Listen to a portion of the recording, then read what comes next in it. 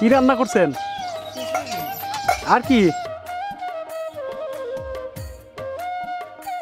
একটা কাঁথা বানাইতে কয়দিন লাগে?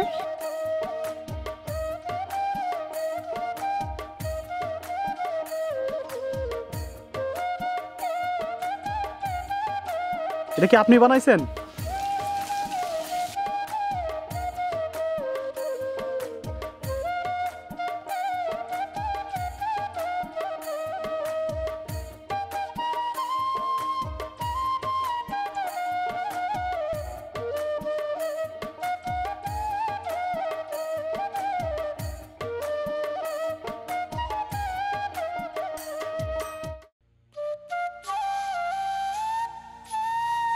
গ্রাম মানেই সবুজ শ্যামল শান্ত ছায়া ঘেরা মনোরমা এক জনপদ। দিগন্ত জোড়া ফসলের মাঠ, টইটুম্বর খালবিলের নয়নাভিরাম প্রাকৃতিক সৌন্দর্য। কি অপরূপ সুন্দর আমাদের এই বাংলাদেশ। গ্রাম মানেই পাখিদের কোলাহল, ঝিঝি পোকার ডাক আর জোনাকির সপ্তিল উড়াউড়ি। স্বতন্ত্র বৈশিষ্ট্যের মোহনীয় প্রাকৃতিক সৌন্দর্যে ঢাকা আমার সোনার বাংলার প্রত্যেকটি গ্রাম। ফরিদপুর জেলার উত্তর পূর্বের গ্রামীণ জনপদ মন জড়িয়ে দেয়, কখনো উঁচু আবার কখনো নিচু, নদী কিংবা ডোবা, কখনো আবার সবুজ প্রান্তর শান্তির পরশ বুলিয়ে দেয়।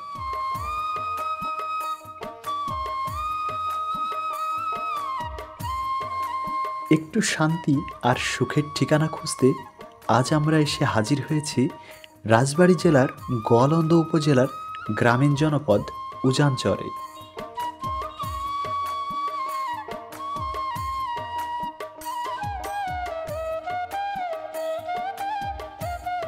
উজান কি ভাটি সেটি বড় কথা নয়, উজানচরের শুরু থেকে শেষ পর্যন্ত দেখব আজ আমরা।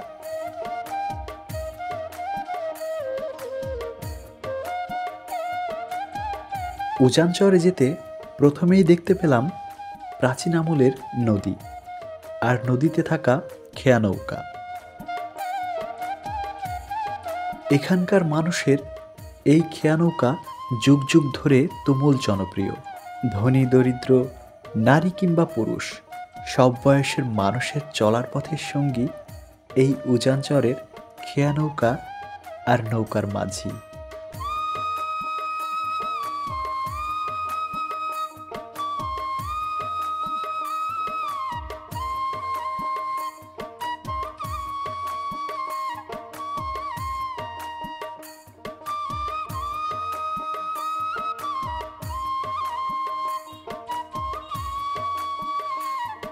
আধুনিকতা আর উন্নয়নের ডামাডলে ঝা চকচকে পিচ ঢালার প্রশস্ত রাস্তা যেমন তৈরি হয়েছে, সেই সাথে এখানকার মানুষের বসবাসের সুযোগ সুবিধাও বেড়েছে।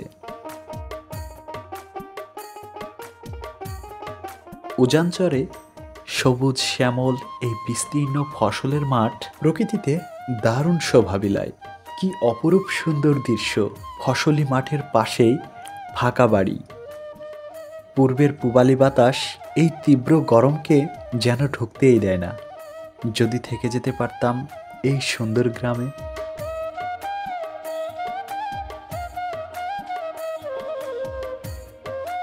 ধান, পাট, আখসহ নানা রকমের ফসল ফলে ঋতুতে ঋতুতে।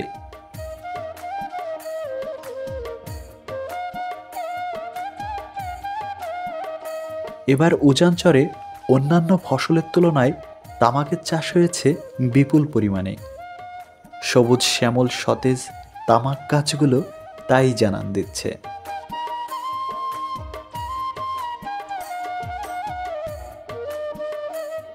গোলপাতার মতো লম্বা লম্বা পাতা যদিও শরীরের জন্য ক্ষতিকর, তারপরেও চাষে লাভজনক ভেবেই চাষ হচ্ছে নতুনভাবে, নতুন রূপে।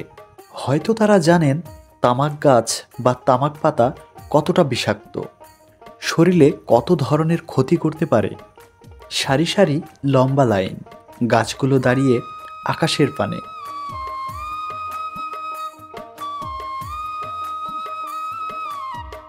এই সবুজ গাছগুলোর পাতা যখন বড় হয় ঠিক তখনই বাড়ির আঙিনায় বা বাড়িতে এইভাবে ছোট ঘর তৈরি করে সাজিয়ে রাখেন রোদে শুকানোর জন্য। শুকানো পাতা বান্ডেল করে চালান হবে লক্ষ্মীদাসের হাট হতে দেশের নানা প্রান্তে।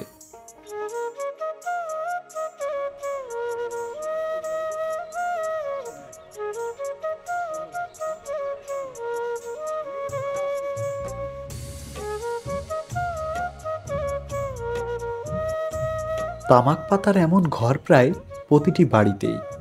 বেশি নজর পড়ে ক্ষেতের ধারে বাড়িতে কিংবা বাড়ির আঙিনায়।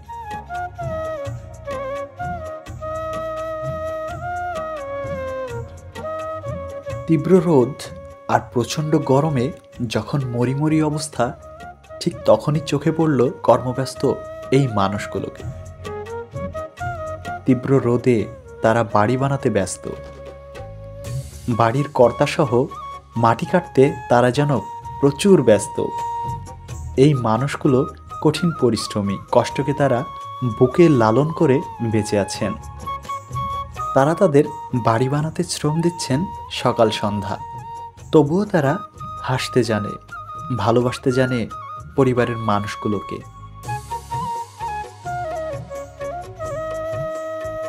সকাল গড়িয়ে এখন দুপুর, তাই দুপুরের খাবারের জন্য ঘরকন্যা রান্নার আয়োজন চলছে।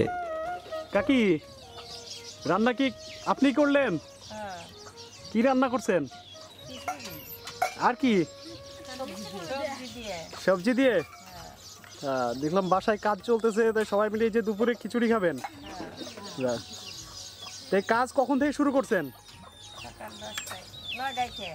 সকাল 9টা থেকে। মাটির চুলায় রান্না হচ্ছে খিচুড়ি। মাটির চুলায় রান্না গ্রামীণ অন্যতম একটি ছোঁয়া, যা প্রাণ জুড়িয়ে দেয়।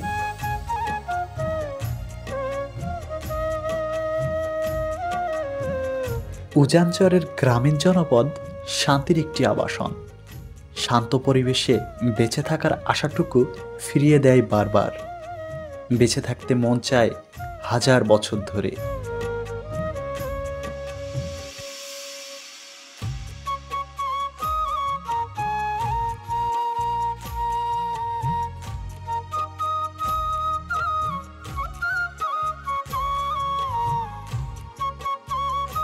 চৈত্র এবং বৈশাখের এই তীব্র রোদ আর প্রচণ্ড গরমে উজানচরের এই মানুষগুলো আড্ডায় মেতেছে গ্রামীণ এই দোকানগুলোতে।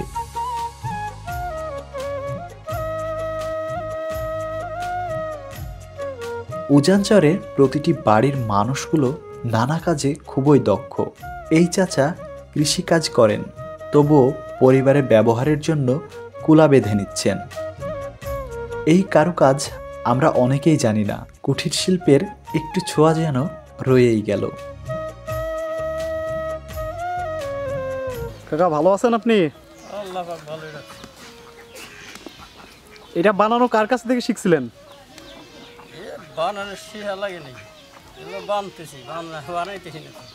বানাইতেছেন? এটা কি আপনি বানাইছেন? কিনে নিয়ে আসা? বানাইতে পারেন না আপনি?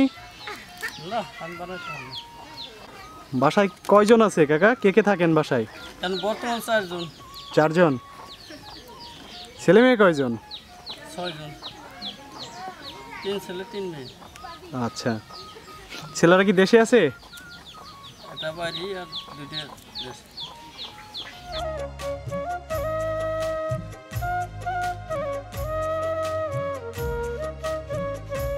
সুই সুতার সেলাই ফোরে এই গ্রামের গৃহবধূরা। ঐতিহ্যবাহী নকশি কাঁথা বানান কাজের অবসরে। নিপুণ হাতে তাদের এমন কারুকাজ যোগান দিচ্ছে পরিবারে।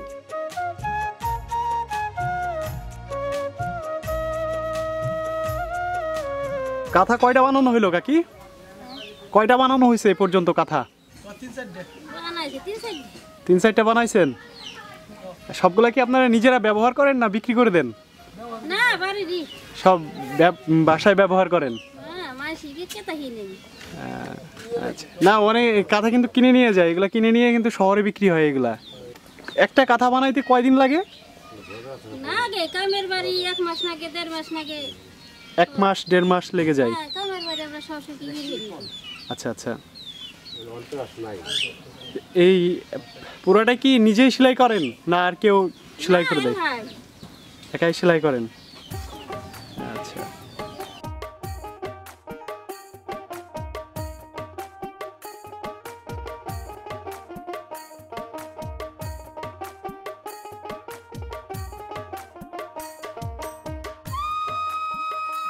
এই উজানচরের ছেলেগুলো কাজের অবসরে মাছ ধরেন বড়শি দিয়ে। তাই এই ভাই বড়শি বানাতে খুবই ব্যস্ত। সুতা দিয়ে লাঠির সাথে বেঁধে পরিপূর্ণ ঠিকঠাক হলেই হয়তো যাবেন উজানচরের নদীতে।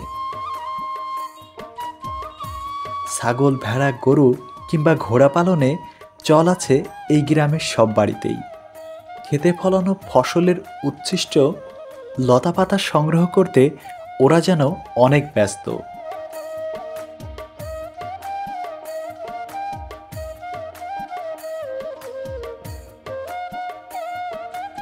গবাদি পশুর লালন পালনে বিকেল কিংবা সকাল গবাদি পশুর খাবার জোগাড়ে ওরা সব সময় এমনভাবেই শ্রম দেয়। ছোট বড় থেকে শুরু করে নারী পুরুষ সমানে চলে ওদের প্রতিদিনের কাজ।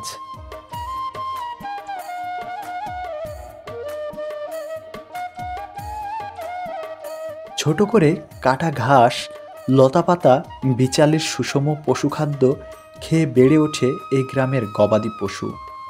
নিয়ম মতো খাবার আর গোসল করান ঘর গৃহস্থের পরিশ্রমী মানুষগুলো।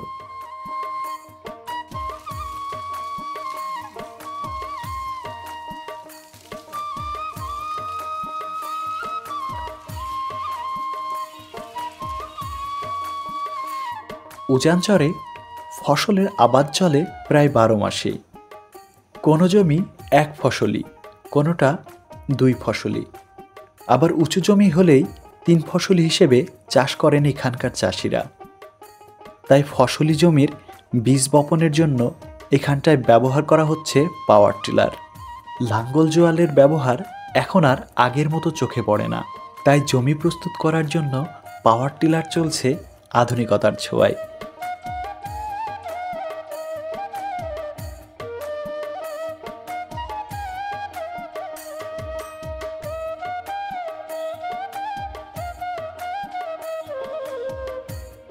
গ্রামীণ জীবনধারায় অন্যতম জায়গা তৈরি করে নিয়েছে এই ফেরিওয়ালা। আধুনিকতার ছোঁয়া থাকলেও তার কদর যেন কোনো অংশেই কমেনি। উজানচরেও দেখা হয়ে গেল তার সাথে। বেচা বিক্রি করাটাই তার যেন নেশা। তেমনি বাচ্চাসহ ঘরকন্নাদের ভিড় যেন লেগেই থাকে, যেন অন্যরকম কেনাকাটা।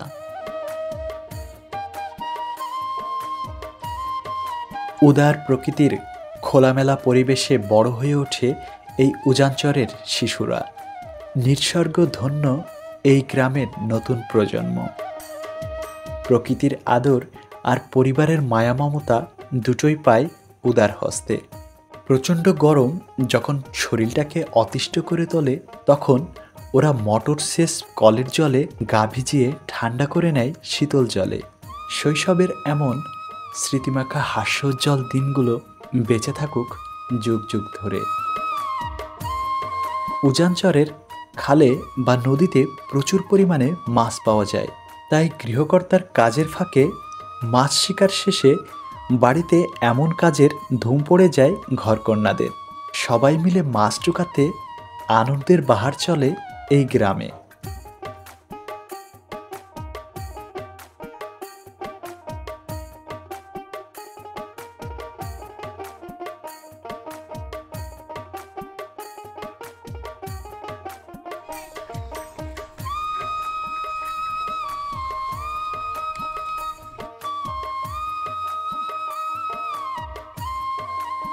উজানচরের মানুষগুলো নানা গুণে গুণান্বিত। এই গ্রামের মানুষগুলো কঠিন পরিশ্রমী।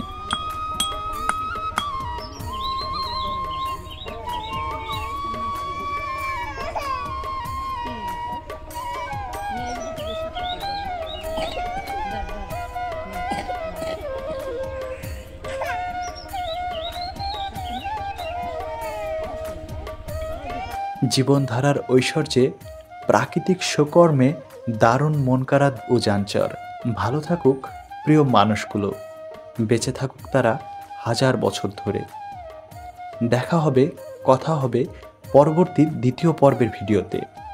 দেখতে চোখ রাখুন আমাদের ইউটিউব ও Facebook page the sky documentary. সবাইকে ধন্যবাদ জানাচ্ছি। ভালো থাকবেন। আল্লাহ হাফেজ।